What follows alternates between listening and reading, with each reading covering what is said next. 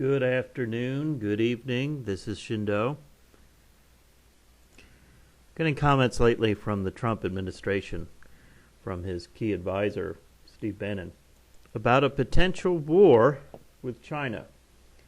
For some odd reason, and I suppose it's something that's bigger than any of us, even bigger than Donald Trump himself, for some odd reason, he keeps pushing the idea of going into some kind of war with China.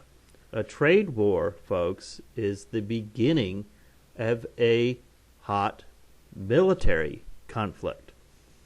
All you nincompoops who are of draftable age, who voted for Donald Trump, thinking somehow that you would be going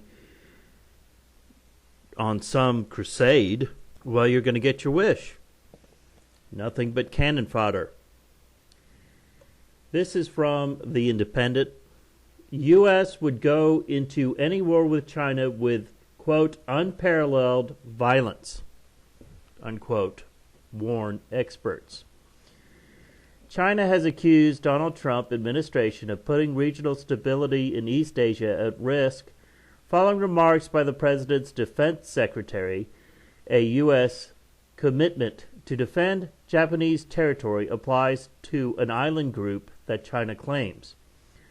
Foreign Ministry spokesman Lu Kang has called on Trump administration to avoid discussion of the issue and reasserted China's claim of sovereignty over the tiny uninhabited islands known in Japanese as the Senkaku and in Chinese as the Diaoyu.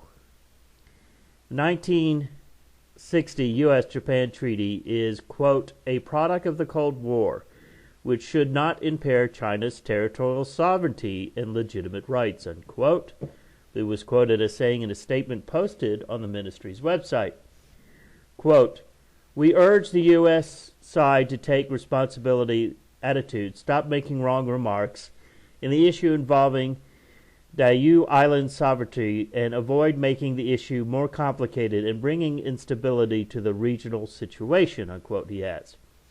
Widespread alarm over how the region could shape geopolitical tensions was raised following the revelation that Steve Bannon, the chief strategist in Trump's White House, the neocon, alt-righter.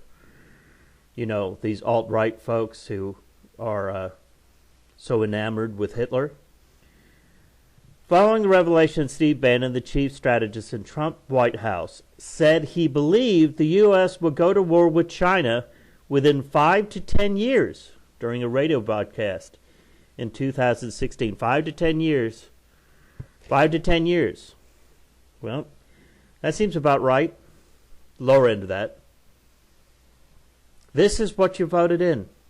Those of you who voted for Trump, this is what you voted in. Do you want Armageddon? Do you want Armageddon? Because that's what you voted in. And you're going to be here to see it.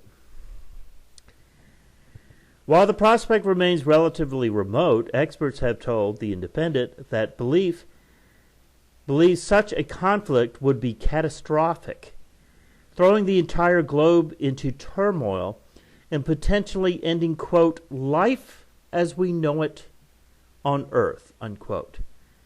This is literally Armageddon, folks.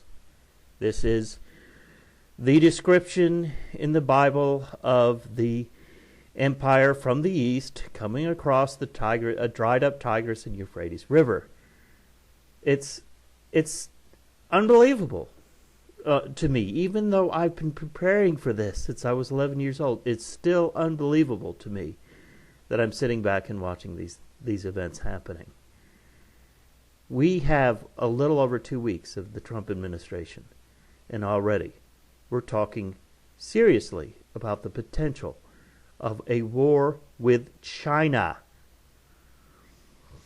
The United States would likely win because sending China's untested forces against the might of America's military would be like pitching farmers against Achilles and his warriors, said one.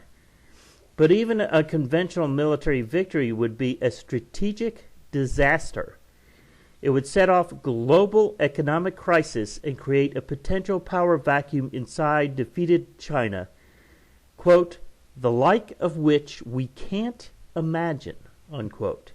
Mr. Bannon said war would erupt in the South China Sea in, quote, 5 to 10 years, unquote. This man is a chief strategist to Donald Trump.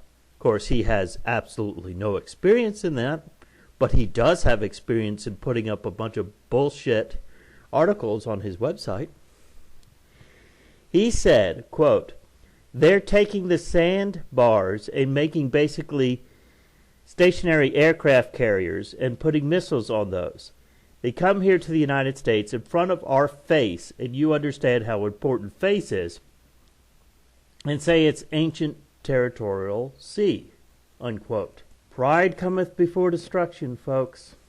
The U.S. and China have been engaged in a back-and-forth dispute over military build-up and territorial claims in the region for some years. In December, the U.S. said it would base its deadliest fighter jets in Australia, and days later, China seized an unmanned U.S. Navy drone. It followed a diplomatic spat around the then-President-elect Trump's congratulatory phone call with Taiwan's Prime Minister Tsai Ing-wen, which broke with decades of U.S. policy.